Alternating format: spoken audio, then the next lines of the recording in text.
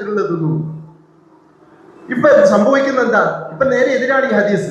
ഒരു മുസ്ലിം 7 ആശയത്തിലുള്ളത് തിന്നു തന്നെയാണ്. രാവിലെ മുതൽ വൈകുന്നേരം വരെ തിന്നുകൊണ്ടേയിരിക്കുകയാണ്. എന്താ നോമ്പ് കാലത്തെങ്കിലും ഒരു കൺട്രോൾ വേണ്ട. നമ്മൾ എത്ര പറഞ്ഞു, എത്ര എഴുതി, ആരെങ്കിലും ഇതിന് മൈൻഡ് ചെയ്യുന്നുണ്ടോ?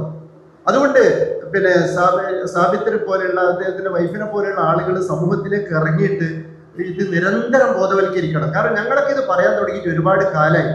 ഇത് വൈദ്യശാസ്ത്രമല്ല, മതത്തിന്റെ നിയമമാണിത്, പടച്ചോന്റെ നിയമമാണിത്. ഇത് ലംഘിച്ചാൽ ഇവിടുന്ന് തന്നെ ഇതിന്റെ പ്രത്യാഘാതം ഉണ്ടാകും എന്ന് മിമ്പറുകൾ ഉപയോഗപ്പെടുത്തിയിട്ട് പറയാൻ തുടങ്ങിയിട്ട്, ലേഖനങ്ങളിൽ എഴുതാൻ തുടങ്ങിയിട്ട്, മതസംഘടനകളും മതപണ്ഡിതന്മാരും പറയാൻ തുടങ്ങിയിട്ട് വർഷങ്ങളായി. അത് യേശുന്നില്ല സർ. നിങ്ങളെ പോലുള്ള ആളുകൾ ഇവിടെ വന്നിട്ട് ഈ ദൗത്യം ഏറ്റെടുത്തിട്ട് കൂടുതൽ ജനങ്ങളിലേക്ക് ഇത് എത്തിക്കണം. കാരണം പടച്ചോൻ പറഞ്ഞതാണ് ഭക്ഷണത്തിന്റെ നിയമങ്ങൾ നിങ്ങളില്ലെങ്കിൽ. ഇവിടേക്ക് ഏറ്റവും ആകർഷകമായി തോന്നിയത് വിശക്കുമ്പോൾ ഭക്ഷണം കഴിക്കുക എന്നതാണ്. നമ്മൾ ആരും ആ മതത്തിന്റെയും ആരോഗ്യത്തിന്റെ നിയമം പാലിക്കുന്നില്ല. ക്ലോക്ക് നോക്കിയിട്ട് തന്നെയാണ് ഇപ്പോഴും ഭക്ഷണം കഴിക്കുന്നത്. അതാ സംഭവം. ഇപ്പൊ വീട്ടിലെത്തുമ്പോഴേക്ക് ഭാര്യ ചായ എടുത്ത് വെച്ചിട്ടുണ്ടോ? ഞാൻ ചായ കുടിച്ച് ഇത് ഒരു ചെറിയൊരു ചായ കുടിച്ചു, ഇവിടുന്ന് ചായ കുടിച്ചിട്ടില്ല, ഞാൻ കുടിക്കൂല. അപ്പൊ കുടിക്കൂല എന്നറിയാം, എന്നാലും ചായ വേണ്ടതെന്ന് വരും. അപ്പൊ ഈ വിധത്തിലുള്ള ഒരു രീതി, ലൈഫ് സ്റ്റൈല്, പൊങ്ങച്ചത്തിന്റെയും തെറ്റായ ജീവിത രീതിയുടെയും ആ ഒരു സ്റ്റൈല് നമ്മൾ മാറ്റിയിട്ട് ഒരു ആരോഗ്യ സ്റ്റൈലിലേക്ക്, ഹെൽത്തി സ്റ്റൈലിലേക്ക്, ഒരു ഫിത്രത്തി സ്റ്റൈലിലേക്ക് നമ്മുടെ ജീവിതത്തെ പിന്നെ കൺവെർട്ട് ചെയ്യുക എന്നുള്ളത് മാത്രമാണ് പരിഹാരം.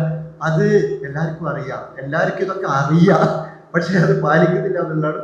അതിന് നിങ്ങൾ ഇങ്ങനെയുള്ള നിങ്ങളെ പിന്നെ എന്താണ് അക്യൂപങ്ചറുമായിട്ട് ബന്ധപ്പെട്ടവരാണ് ഇവിടെ 90% ആൾക്കാർ. പ്രദീപ് സാർ അടക്കമുള്ള പയ്യന്നൂരാണ്, ഞാൻ പാലക്കോടാണ്, രാമന്തളി പഞ്ചായത്ത് പാലക്കോടാണ് ഞാൻ നിങ്ങളെ കാണാൻ ഉദ്ദേശിക്കുന്നത്. അപ്പോ പിന്നെ BP-യുടെ ഗുളിക ഞാൻ കഴിക്കുന്നുണ്ട് പറഞ്ഞു. അദ്ദേഹത്തിന്റെ അപ്പോയിന്റ്മെന്റ് എടുത്തിട്ട് തന്നെ ഒരു ദിവസം പോകണമെന്ന് വിചാരിക്കുന്നുണ്ട്. കാരണം നിങ്ങൾ ഇവിടുന്ന് BP കൊണ്ട് കളിക്കണ്ട, നിങ്ങൾ ആ BP അല്ല ഈ BP ആണെന്ന് പറഞ്ഞിട്ട് കണ്ണൂരിലുള്ള ഒരു ഡോക്ടർ തന്നെയാണ് എന്നെ കോഴിക്കോട്ടെ ഒരു സ്ഥലത്തേക്ക് അയച്ചത്. അതിനുശേഷം കൺട്രോളിൽ വന്നിട്ടുണ്ട്. പക്ഷെ അത് ആ മെഡിസിനെ പറ്റി ഞാൻ പരിശോധിച്ചു.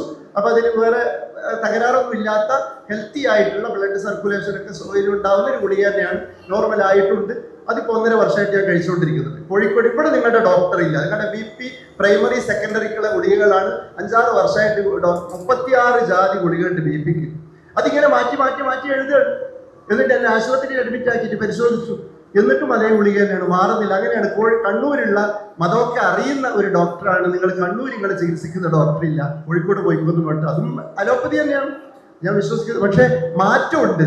പക്ഷേ ഇതിൽ നിന്ന് മാറി ലൈഫ് സ്റ്റൈലിലേക്ക്, നമ്മൾ ലൈഫ് സ്റ്റൈൽ രോഗങ്ങളും അവർ വാക്ക് എനിക്ക് ഫ്രെയിം ചെയ്ത് വെക്കേണ്ട വാക്കാണ് സാബിത്ത് പറഞ്ഞ വാക്ക്.